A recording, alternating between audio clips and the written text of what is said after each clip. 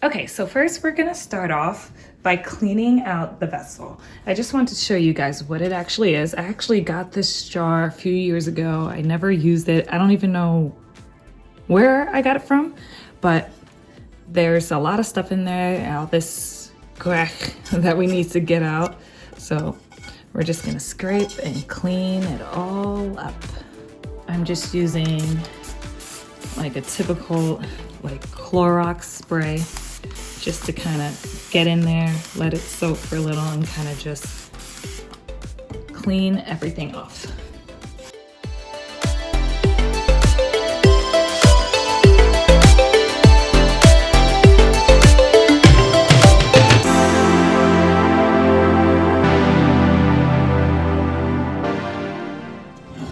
So as you can see, it's definitely cleaner.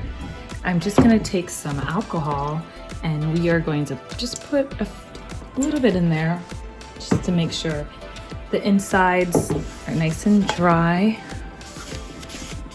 We have nothing going on inside, and get a little bit of the outside too. And then I'm just gonna rinse it all out with water and pat it all dry.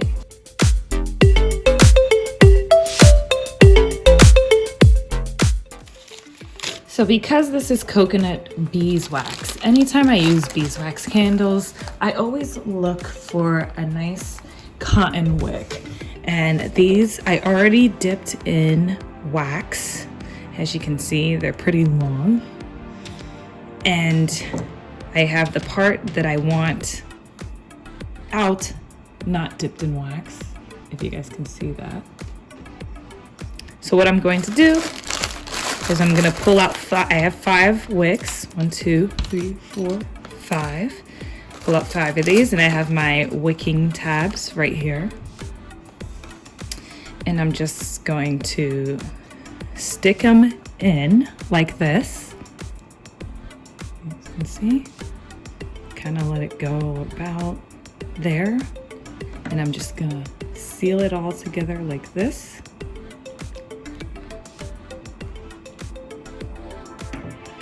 But the issue here is I think I might have made this too long. So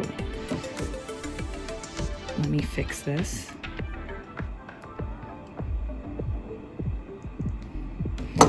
And I'm just gonna stick this further through, and we're just going to gauge. So you see, we have a little bit of an issue. There's some wax that's just, it's just excess wax preventing the wick from going through that little hole. So let's do that. Let's see, I need some more. I need some more. You just pull it through.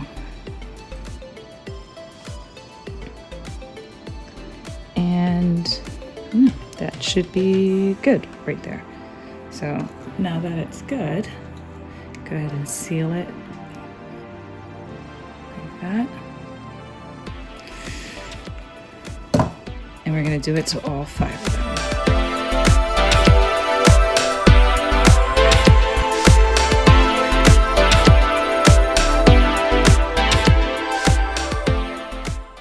So because this is a homemade candle, it's not going to be so perfect. But I also like that. I like that it's unique and there will never be another one like mine. So I want 5 wicks, 1, 2, and I place them, you want them to be minimum an inch apart. Since there's 5, 1, 2, 3, 4 right here, and you don't want them so close to the wall of the vessel. So I'm gonna stick one directly in the center here. Goes about right here in the center, press hard. And then the 4 will go around close to it.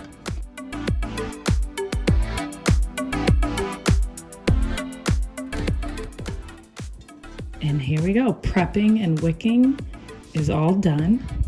Now let's get to the wax. So here is the wax that I tried to make a pillar, and it did not work. As you can see, all of the herbs are still in there. It's pretty soft wax. I don't know why I thought I could make a pillar candle out of it, the additives did not work. So all of this will be poured into here. So let's get to melting. So I have my coconut beeswax in a double boiler right here. It's not all fully melted, but I'm going to do 2 pours. And as you can see, all the pieces are kind of floating up top. I don't know if I'm gonna keep all of them because I don't want to clog my wick, but we'll see what happens.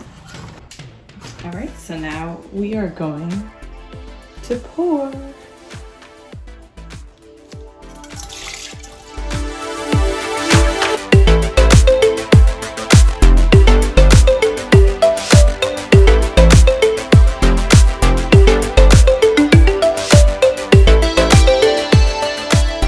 As you can see, all of the wicks kind of fell in, and I still need some wax, but it's okay because we're gonna do a second pour.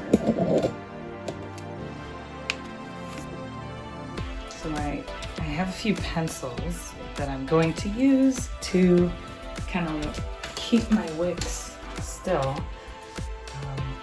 Not too sure how well this is gonna turn out, but I guess we'll see.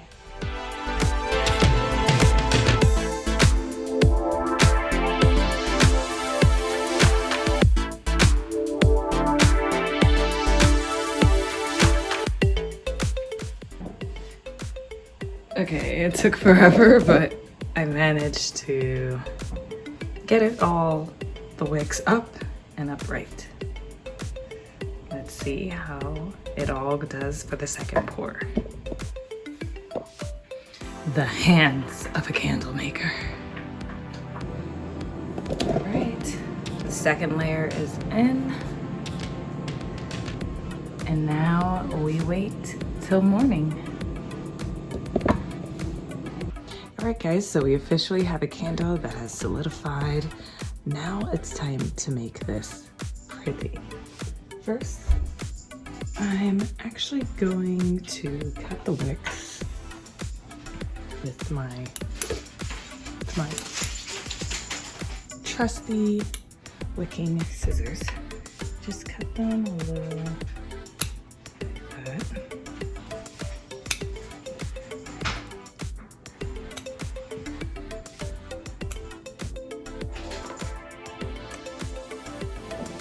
Toss that out. Then I'm going to grab my heat gun and we are going to even everything out.